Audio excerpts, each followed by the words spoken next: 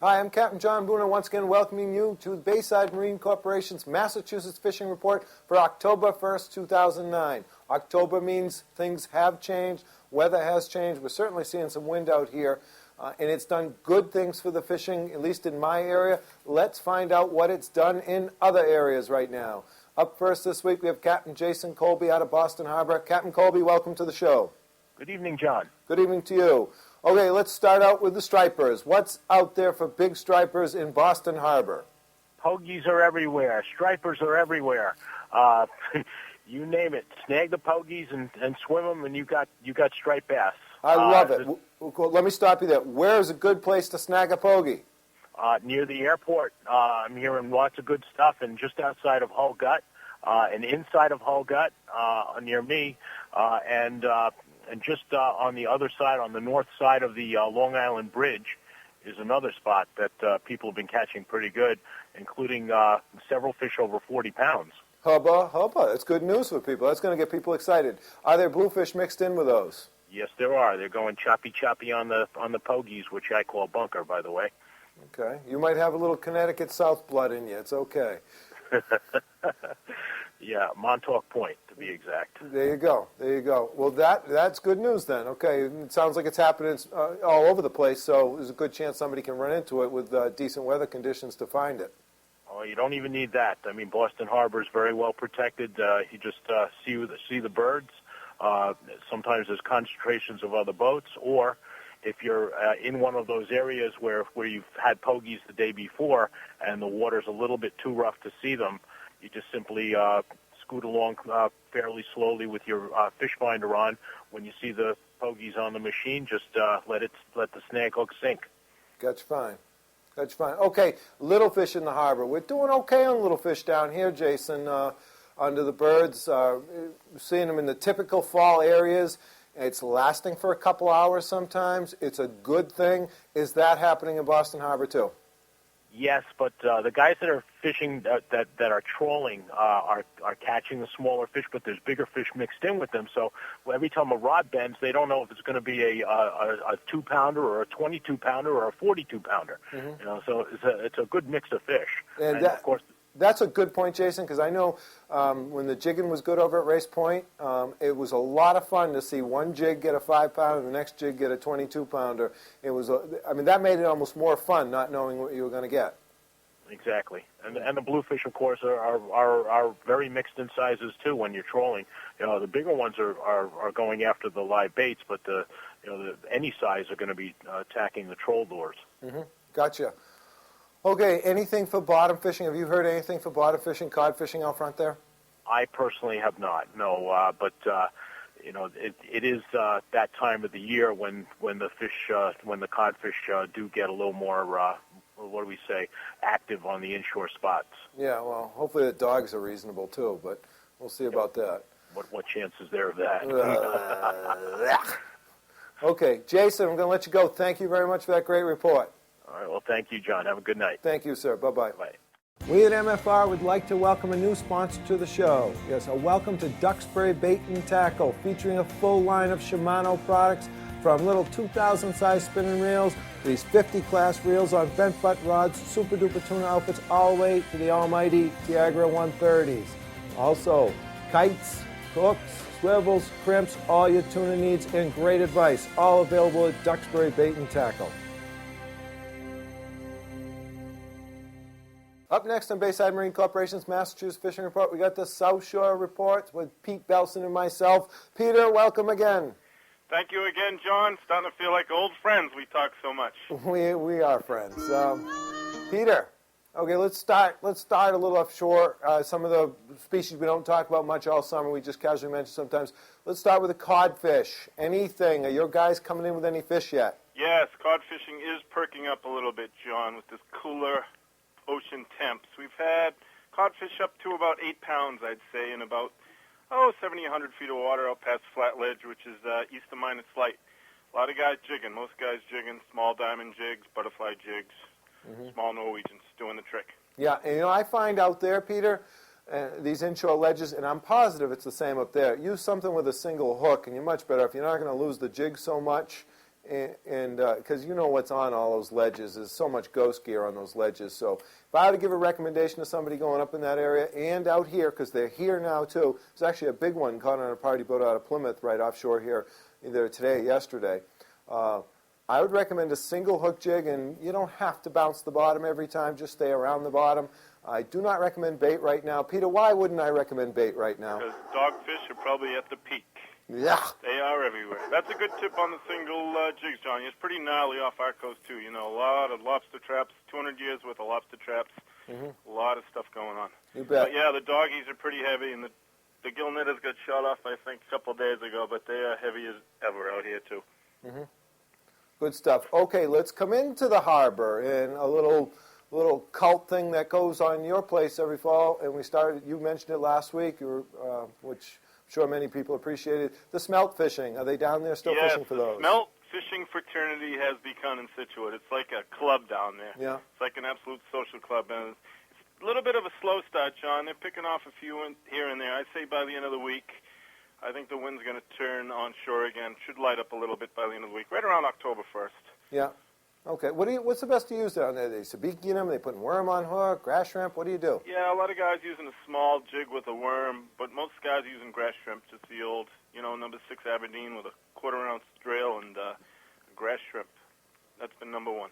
Gotcha. Okay. Striped bass on your rock piles. They should be there. Are they there? They are there. They're in tight. Guys are in about 6 feet of water, catching some good fish. Tube and worm. A lot of guys pulling dead baits over live baits seem to be doing a little better. Fish, 15, up to 25 pounds. We have seen some pushing around 30, but 20-pound fish, which is a good fish, has been common, John. It's been good right through, kind of blowing Saturday, but guys got out Sunday in the rain.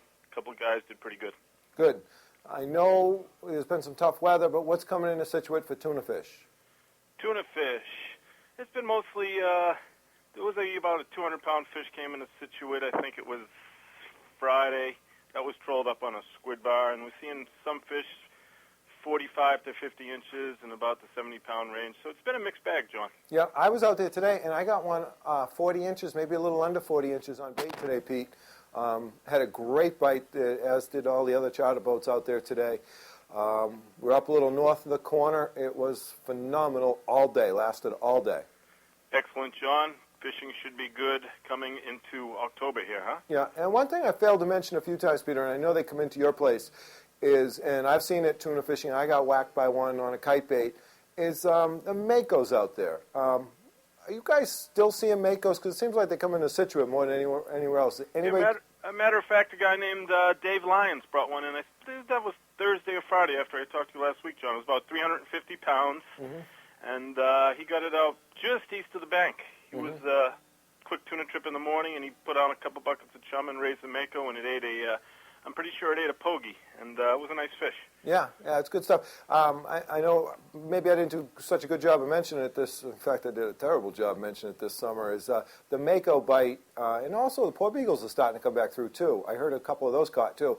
But the mako bite's been the best it's been here in 7-8 years. It started from Tommy's Fish. There's been whoppers. The tuna fishermen have been harassed with live bait on the mako, so been a good mako year. And if somebody wants to go shark fishing now, still got a couple weeks to do it. Those makos will hang around a little bit longer. Get out there. I mean, there's big makos out there east of the bank. Yeah, I've talked to guys fishing liveys, also little 100-pound makos, messing around with them, having a lot of fun with them. Yeah, it's been, and that's nice to see. Between the white sharks down Chatham and the makos here, blue dogs coming back on.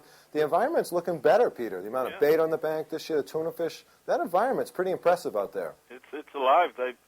Nice poor beagle caught down in Nantucket, the Scituate State Record Falls of 2-3 years ago. It was beat by almost 30 pounds. A guy out of Nantucket, I think it was 482. That's Wow. a pretty impressive fish, a couple weeks ago. Holy smokes, a 500-pound poor beagle. Yikes. Well, Peter, great report. Talk to you next week. Keep it up. Hopefully it'll be better next week, John. I'll talk to you next week. Bye-bye, kid. Go get him. And now, the MFR tip of the week. For this week's Bayside Marine Corp Tip of the Week, I'd like to talk about something that's kind of a bummer to talk about because it means it's the end of the season. It means your fishing reels are put away. Okay, it means your fishing season's over. But it's important. I have a couple of these. These are Trinidad 20s. I use these striper fishing. These are Shimano's beautiful, beautiful reels. Okay, I don't treat them so nice in the summer, but I do want them treated well over the winter. And one thing that's very, very important for you to do, and it's simple to do with this stuff, because these are aluminum. When the finish gets, these anodized aluminum spools gets pitted and stuff like that, it takes one value, but it also can nick the line and things like that. So to protect that and keep that from happening, I recommend you take the line off of them for the winter, okay? That's something I do. I also spray it down with some WD-40. Then about February, I dig into them and see if I can, see what's working, see what parts need to be replaced. But do that, and I think you'll protect your investment and lead to better fishing. I'm Captain John Boonar, and that's your Bayside Marine Corporation Tip of the Week. Up next on MFR, we got Mr. Damon Sacco from Castafari Sport Fishing. Damon, welcome to the show. Thanks, John. Okay, let's start Buzzards Bay Islands area. You said the albacore died last week inside the bay, but they were still being seen some places around the island. What's happening with the false albacore right now? False albacore showed their faces on Saturday. There were some guys getting them up in northern Buzzards Bay. Not a lot, though. They were scattered schools. They weren't nearly as big as the schools we were seeing a couple of weeks ago. Mm-hmm. But there's still a lot of bait around. There's a lot of peanut bunker and, sand eel. So those fish, my guess is they're probably going to hang around for about another week or so. But, this weather's making it tricky. I mean, it's blowing everything all over the place. So we're supposed to get a break coming up here on Thursday, Friday. So I'm guessing that there'll be some fish around for this weekend. Mm-hmm. Yeah, I kind of noticed a little bit of wind the past month and a half too, Damon. There's been, I think, 1 or 2 days I couldn't get out, Well, God, you gotta put your Gumby suit on and, put your helmet on and make it happen. I could go broke if it stays this windy. This is terrible. Oh, so I don't even like talking about it. Okay, let's not then. Okay. So what about around the islands? Hedge fence? Is there some albies? Bonita. There's some bonito around. Okay. Guys are trolling them up. Hedge Fence has got some bonito.